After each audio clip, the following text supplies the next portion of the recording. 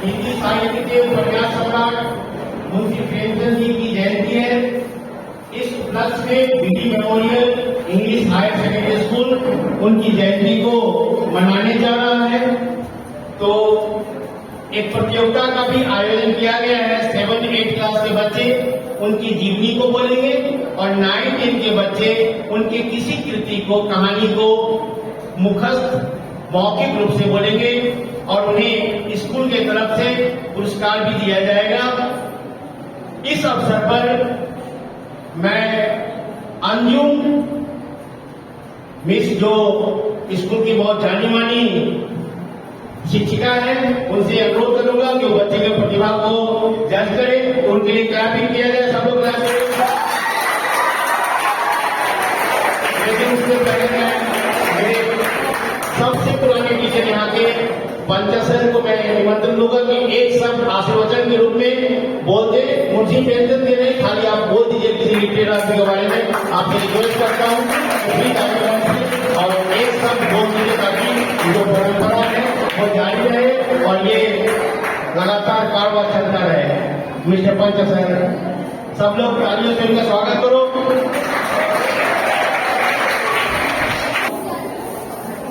Good afternoon, everyone. What to say about Munshi Premchand? I'm too small, a creature, a human being, to say something about this great person, a great poet who has enlightened the lives of millions of Indians. Hats off to him and his creations. With this, I stop my short speech. Thank you very much. नमस्कार, मैं class 7 में पढ़ती हूँ। मैं यहाँ मुंशी प्रेमचंद के बारे में बताना चाहिए। मुंशी प्रेमचंद का कहना था कि वो जब तक कुछ सामाजिक सरोवर से जुड़ी बातों को कहानी के रूप में लिख नहीं लेते, उस दिन उन्हें खाने का कोई अधिकार नहीं है।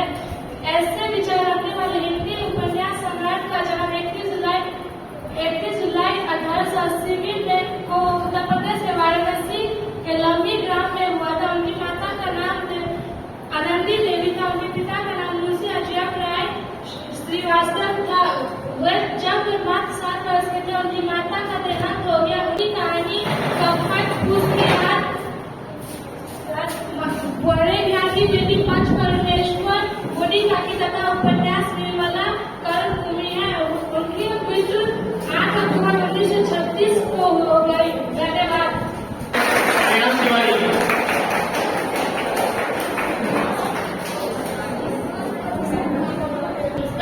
मेरे आदरणीय प्रधानाचार्य, अध्यापक, अध्यापिका और मेरे सारे प्यारे दोस्तों, मेरा नाम श्याम तिवारी है और मैं कक्षा 7 में पढ़ता हूँ और आज मैं मुंशी प्रेमचंद के जन्म दिवस के बारे में बताने जा रहा हूँ।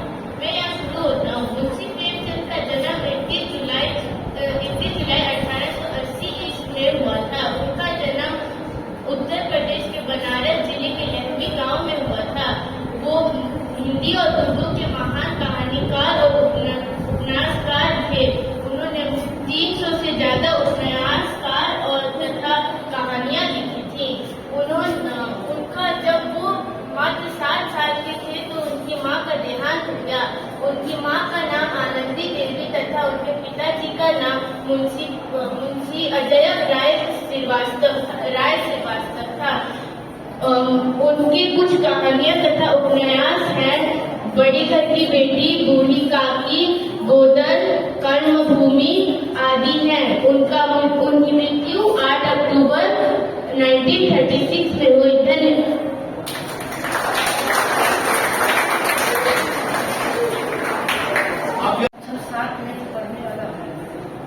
आज जिस अवसर पर मुंशी प्रेमचंद की जीवनी सुनाने जा रहा हूँ। मुंशी प्रेमचंद का जन्म 31 जुलाई 1880 ईस्वी में बनारस उत्तर प्रदेश में हुआ था। वह हिंदी और उर्दू के सर्वाधिक लोकप्रिय उपन्यासकार, कहानीकार थे। उन्होंने 1.5 दर्जन उपन्यास तथा 300 से अधिक कहानियां लिखी है। प्रेमचंद फिल्मों की पाठकता करने मुंबई गए। लगभग 3 वर्ष तक रहे। जीवन की अंतिम दिनों तक वह साहित्य सृजन में लगे रहे। कफन अंतिम कहानी तथा गोदान उनका अंतिम पूर्ण उपन्यास माना जाता है। उनका निधन 8 अक्टूबर 1936 ईस्वी में हुआ था। धन्यवाद। नमस्कार, मैं विशेष तिवारी कक्षा 7 का विद्यार्थी हूँ। आज मैं मुंशी प्रेमचंद के जन्म अवसर पर आज उनके जीवन परिचय देने वाला हूँ। जब तक सामाजिक सरोकारों से जुड़ी कहानी लिख नहीं लेता हूँ, तब तक मुझे सामाजिक सरोकार से जुड़ी बातों को लिख नहीं लेता हूँ, तब तक मुझे खुद ही खाना खाने का अधिकार नहीं था। ऐसे हिंदी उपन्यास सम्राट का जन्म 31 जुलाई 1880 में हुआ था, जब इनकी बनारसी के लम्ही गांव में हुआ था। जब उनकी माता का नाम आनंदीबाई और पिता का नाम अजय राव श्रीवास्तव था। जब वे मात्र 7 साल के थे तो उनकी माता का देहांत हो गया था। उस समय बाल विवाह का चलन था, इसलिए उनकी मात्र 15 वर्ष की उम्र में विवाह हो गया था। उस समय गांधी जी ने अंग्रेजों के खिलाफ असहयोग आंदोलन शुरू किया था। उनके विचारों से प्रभावित होकर उन्होंने अपनी सरकारी नौकरी से त्याग पत्र दे दिया था। मुंशी प्रेमचंद ने बहुत सारे उपन्यास लिखे हैं, जैसे कफन, पूछ की रात, बड़े भाई की बेटी, बूढ़ी काकी और गोदान और बहुत सारे साहित्यकार लिखे हैं। तीसरी दुनिया उनकी मृत्यु 8 अक्टूबर 1936 में हुई थी।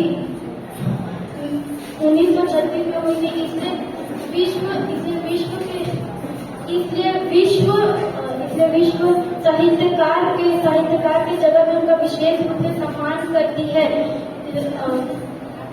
हिंदी फिल्मों में सबसे लोकप्रिय साहित्यकारों में से वो एक थे। Thank you.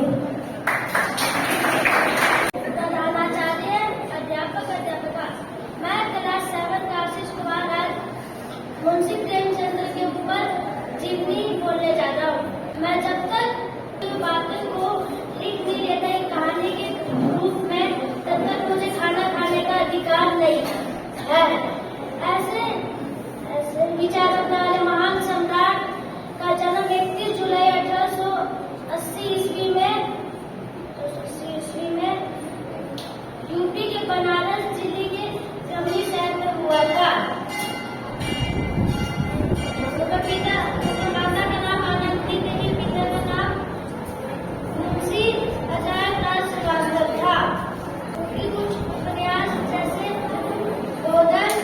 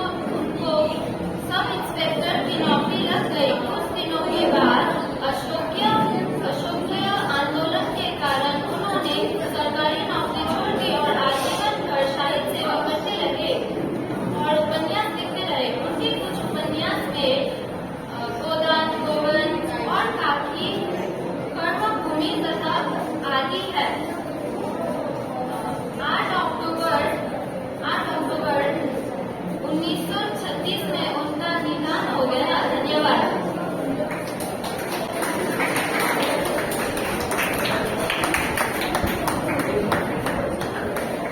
आशा के केंद्रित त्रिशा का बहुत ज्यादा बोले क्योंकि बहुत कुछ नया चीज बोली। मुंशी प्रेमचंद की का जो नाम आया वो धनपत राय श्रीवास्तव के नाम से लिखते थे, लेकिन उन्होंने उपन्यास लिखा था सोजे वतन। क्या नाम बोलो सोजे वतन। उस किताब में क्रांतिकारी विचार था, इसलिए उसको बैन कर दिया गया और उनके नाम पर भी बैन कर दिया, इसलिए उन्होंने नाम अपना प्रेमचंद रख लिया और वो सब दिन प्रेमचंद के नाम से फेमस हो गए। नमस्कार उपस्थित शिक्षकगण, मेरे प्यारे पाठियों, आज मैं इस पावन अवसर का कुसुम प्रसाद कक्षा 9 से मुंशी प्रेमचंद द्वारा रचित एक कहानी ठाकुर का हुआ का पठन करने जा रही हूँ। मुझे आशा है कि आप लोगों को यह मनोरंजक लगेगा। कहानी शुरू करने से पहले मैं आप सभी को यह बताना चाहती हूँ कि इस कहानी का मुख्य उद्देश्य यह है कि जात में हम समाज में जो आजकल जात में भेदभाव किया जाता है वो कितना गलत है। मैं अपनी कहानी शुरू करने जा रही हूँ।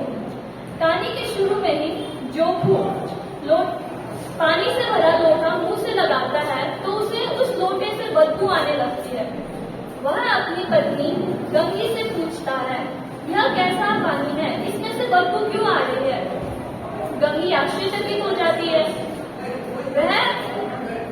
वह प्रतिदिन पानी लाने गांव से बहुत दूर एक कुआं वहां जाती थी। उसको विश्वास नहीं हो रहा था। जब उसने पानी से भरे लोटे को अपने नाक से लगाया तो उसमें से सचमुच बदबू आ रही थी। तो गंगी ने अनुमान लगाया कि कोई जानवर उस कुएं में गिर के मर गया होगा। उस कुएं में गिर के कोई जानवर मर गया होगा, इसलिए वह पानी अशुद्ध हो गया। अब ये तो बड़ी दुविधा थी क्योंकि कुआं बहुत दूर था, बार बार कुएं से पानी लाना संभव नहीं था। अब दोनों पति पत्नी सोचने लगे कि अब हम पानी का इंतजाम कहाँ से करेंगे। गांव में बस 3 ही कुएं थे। एक गांव के बाहर जिसका पानी अशुद्ध हो चुका था और 2 कुएं 2 लोगों की जमीन पे थे, एक ठाकुर साहब और दूसरा साहू साहब। पर वह लोग तो गरीब नीच जाति लोगों को पानी देना तो दूर की बात, उनका चेहरा भी ना देखते, तो उनका वहां से पानी भरना संभव नहीं था। बीमार जोखू कुछ देर तो बिना पानी के रह गया, बट थोड़ी देर बाद उससे वो प्यासा ना रह पाया। वह तैयार हो गया अशुद्ध पानी पीने के लिए। गंगी ने उसे रोकते हुए कहा कि तुम और बीमार पड़ जाओगे। यह सुनते ही जोखू ने कहा कि अब हम क्या कर सकते हैं, कहाँ से पानी लाए, यही पानी से गुजारा करना पड़ेगा। गरीब लोगों का दुख दर्द कोई नहीं समझता। ठाकुर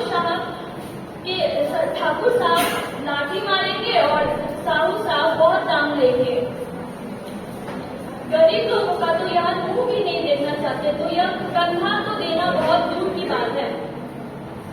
अब उनके पास कोई और रास्ता ना बचा था। यह सब कड़वे तो थे परंतु सत्य थे।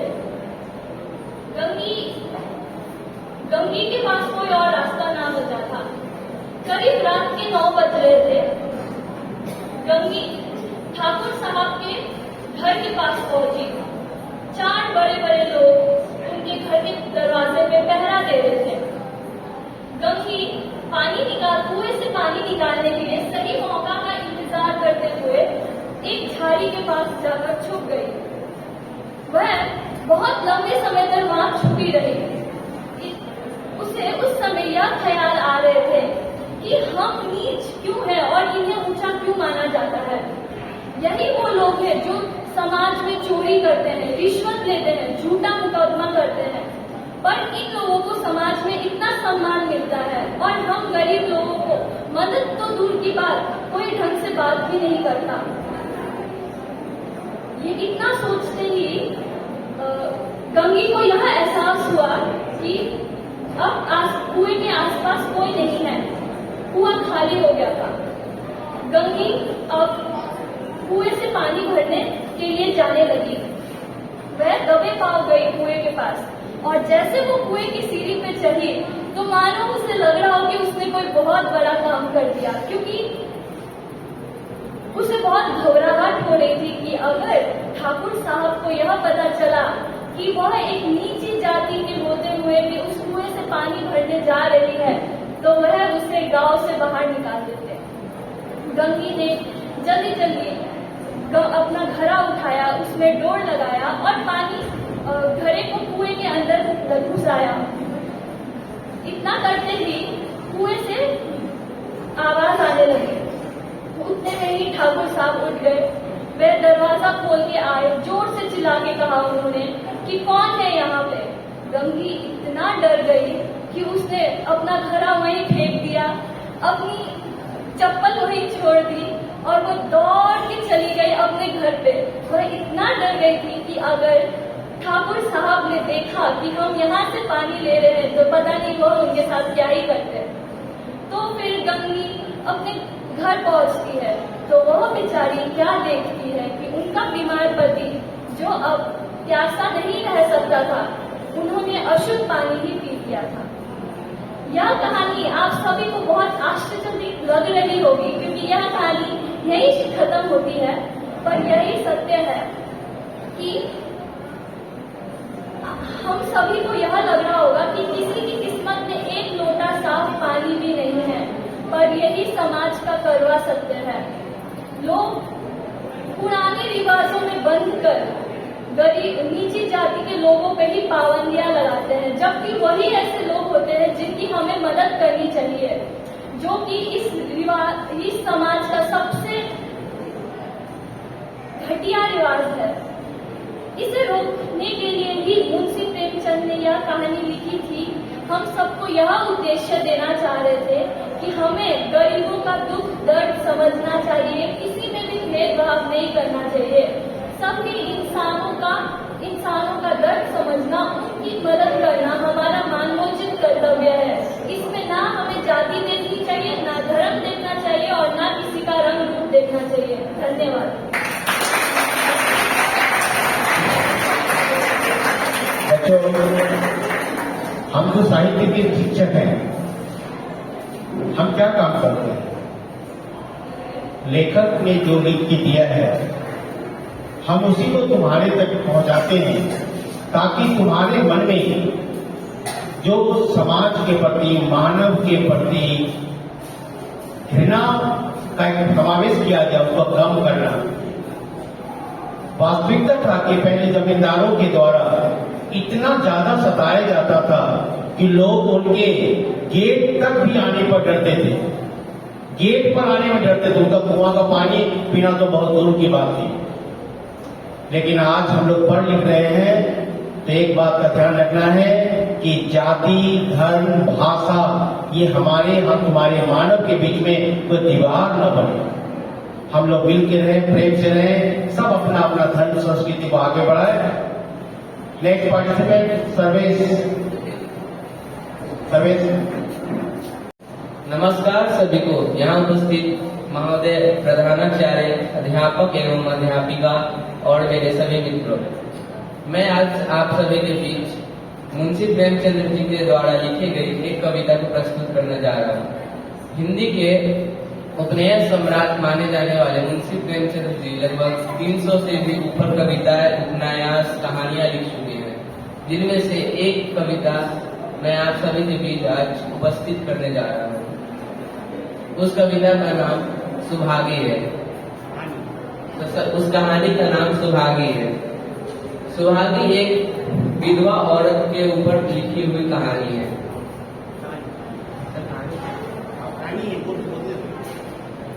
गांव में तुलसी महतो नाम का एक बुढ़ा व्यक्ति रहता था। वो अपना अपनी बेटी से बहुत ही प्यार करते थे। सुभागी बचपन से ही घर के कामों के साथ खेत बाड़ी के भी काम में बहुत ही चतुर थी। सुभागी का एक बड़ा भाई भी था जिसका नाम रामू था। रामू एक नंबर का आवारा कामचोर आदमी था। वो उसका पैर एक भी क्षण घर में नहीं टिकता था। वो सदैव अपने दोस्तों के साथ बाहर घूमते रहता था। सुभागी और रामू की शादी बहुत ही छोटी उम्र में हो गई। सुभागी के पति कोई बीमारी के कारण बहुत ही जल्दी उसे छोड़कर चले गए। सुभागी पर जैसे तो दुखों का पहाड़ ही टूट पड़ा। सुभागी वापस अपने घर आकर अपने माता पिता का सेवा करने लगी। वो वहीं पे रहती थी। अपने माता पिता को एक भी तिनका न उठाने देती। घर के काम तो सही, वो बाहर के काम भी जैसे खेत खलियान का भी काम भी वो खुद से करती थी। न अपने पिता को एक काम करने देती थी, न ही माता को। ये गांव में एक सज्जन सिंह नाम का एक सरपंच थे। वो बहुत ही नेक दिल व्यक्ति थे। साथ ही साथ वो तुलसी महतो के भी बहुत अच्छे मित्र थे। वो सदैव तुलसी महतो को यह सुझाव दिया करते थे, अपनी बेटी का दोबारा शादी करा दो, इसमें कोई अभी बुरी बात नहीं है। तुलसी महतो भी इस बात से सहमत थे, पर सुभागी नहीं। सुभागी कहती, आप मुझसे चाहे जितना भी काम करवा दो, लेकिन मैं आप सबको अभी छोड़ के नहीं जाना चाहती, मुझे शादी नहीं करना है। यही सुन रामू ने बोला, ये मत समझना तुम शादी नहीं करोगे तो मैं तुम्हारा प्रतिपाल नहीं करूंगा। ये मत समझना कि तुम भैया के पैसों से जियोगी, उसके पैसों से ऐसो आराम करोगी। इतने में सुभागी गर्व से कही, मुझे आपकी पैसों की जरूरत भी नहीं है। वैसे भी आपका जो पालन पोषण है वो बाबूजी के द्वारा ही हो रहा है, आप कुछ करते भी नहीं। ये सुनकर रामू बहुत ही निराश हुआ। वो अपना मुंह लटकाकर घर में वापस चला गया। रोज के झगड़े से तंग आकर तुलसीदास ने बंटवारा करने का सोचा। वो गांव के सभी पंचों को बुलाकर लाए। उन्होंने कहा, मैं रोज रोज के झगड़ों से तंग आ चुका हूँ। हर रोज रामू आके सुभागी को कुछ न कुछ नया सुना जाता, लेकिन सुभागी कुछ न बोलती कि वो बात आगे नहीं बढ़ानी चाहती। सभी पंचों ने मिलकर घर का बंटवारा तो कर दिया, पर रामू वैसा का वैसा ही रहा। रामू अभी भी सुभागी से झगड़ा नहीं करते रहता था। हर एक नई मोड़ खोजकर वो सुभागी को झाड़ते फटकारते रहता था, पर सुभागी कुछ न बोलती। पर उसके माता पिता को यह बात बर्दाश्त नहीं हुई। उसके पिता ने कहा, क्यों रे रामू, तेरे को क्या जुलूस मचती है जो इस बेचारी को बार बार डांटते रहता है। रामू ने बोला, आप क्यों आ गए हमारे बीच में, हमारा मामला है, आप अपने काम से काम करो। तुलसी महतो बेशी बहस न करके चुपचाप रहे। कुछ समय बाद तुलसी महतो का तबीयत बिगड़ा। वो आखिरी मोड़ पर आ चुके थे। उन्होंने अपने सज्जन सिंह से कहा, अपने मित्र सज्जन सिंह से कहा, मेरे जाने के बाद सुभागी का तुम अच्छे से ख्याल रखो। सज्जन सिंह बोले, चिंता मत करो, सुभागी तुम्हारी नहीं हमारी भी बेटी है, मैं उसका अच्छा से ख्याल रखूंगा। सज्जन सिंह बोले, चलो को मैं रामू को बुला देता हूँ, आखिरी वक्त तुम उससे मिल लो, उसने जितने भी गलती किया है वो उससे माफी मांग लेता। लेकिन तुलसी महतो को यह स्वीकार नहीं था। उसने कहा कि नहीं, मरते वक्त भी मैं उसका चेहरा नहीं देखना चाहता। कुछ समय बाद तुलसी महतो का मृत्यु हो गया और सुभागी बहुत ही दुखी हुई। थोड़े ही दिन बाद सुभागी के माँ भी चल बसे। सुभागी अकेली हो गई थी। वो हमेशा दुखी में रहती थी, लेकिन सज्जन सिंह हर रोज उसका मदद करने आ ही जाते थे। कुछ समय बाद सज्जन सिंह ने अपने बेटे से उसकी शादी करवा दी और सुभागी सुखी पूर्वक अपने बचे जीवन को व्यतीत करने लगी। धन्यवाद। यहाँ उपस्थित सभी को मेरा नमस्कार। मैं वैदिक अखबारी कक्षा 9 से आप सभी के सामने उपस्थित हूँ। यहाँ मैं आज मुंशी प्रेमचंद की कहानी बोलने जा रही हूँ। ये कहानी का नाम है मन। इस कहानी से हमें यह सीख मिलती है कि अगर इंग्लिश में बोले तो कर्मा रिटर्न्स बैक। जो आप कर्म करेंगे वो आपके पास लौट के जरूर करेगा। अब यहाँ एक कहानी स्टार्ट हो गया। सबसे पहले कहानी में ये दिखाया जाता है कि एक डॉक्टर है। डॉक्टर डॉक्टर जी अपनी गोद खेलने की तैयारी कर रहे थे, तभी सामने से वो देखते हैं कि दो लोग आ रहे थे, एक कपल एक डोली उठा के, वो उनके इस घर के सामने रुक जाते हैं। उसके पीछे एक बूढ़ा इंसान अपनी लाठी खटका के आ रहा था, पीछे आ रहा था। वो उसके सामने जाकर कहता है, डॉक्टर साहब मेरा लड़का बहुत बीमार है, आप उसे देख लेंगे? पर वो बोलता है नहीं, मैं अभी नहीं देखूंगा, तुम कल आना। वो बोलता है मेरा लड़का 4 दिन से आप नहीं बोला है, कृपया देख लीजिए, नहीं तो ये मेरा 7 लड़के में से ये मेरा आखिरी लड़का है, ये भी मर जाएगा तो मैं और मेरी पत्नी जीते जी मर जाएंगे। वो बोलता है मैंने कहा ना मेरे को नहीं देखना है, तुम जाओ यहाँ से। वो फिर अपनी हॉकी की स्टिक उठाया और वहां से चला गया। आगे वो उसके पीछे जो बूढ़ा इंसान था वो उसके पीछे दौड़ दौड़ के कह रहा था, डॉक्टर साहब प्लीज देख लीजिए। पर वो नहीं माना और वो गाड़ी में बैठ के कहा ना तुम कल आना। और उसके बाद वो दुखी मन से चला गया। वो घर जाते ही जब वो घर गया तो आधी रात में उसका बेटा 7 साल का बेटा अब चल बसा था। वो और उसकी पत्नी जो जैसे अंधकार में आ गए, वो बहुत दुखी हो गया। अब कुछ सालों के बाद डॉक्टर जी के पास बहुत पैसे हो गए थे, बहुत आदत कमा लिया था उन्होंने। उसके 2 बेटे थे, उसके एक बेटा और एक बेटी थे। बेटी की भाई जा चुकी थी। बेटा बहुत ही अच्छा, कॉन्फिडेंट और बहुत ही अच्छा उदार व्यक्ति था। उसका बर्थडे था तो सारे लोग आए थे, उसके कॉलेज के लोग आए थे, फिर अमीर लोग आए थे। फिर उसमें एक लड़की थी, वो उसको बोली कि कैलाश तुमने सपेरा सीखा है तो तुम मुझे वो करके दिखाओ।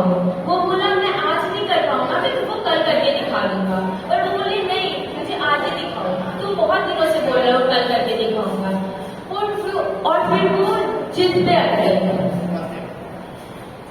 जिद पे आने के बाद वो बोला ठीक है दिखा देगा। तो फिर वो उसको एक कमरे में लेके गया और उसके बाकी दोस्तों को, और उसने कहा कि ये है सांप। और फिर वो बीन बजाने लगा। बीन बजाते ही सांप निकलने लगे। वो एक एक करके दिखाया और कभी उसको गले में लटकाता तो कभी उसको हाथ में लटकाता।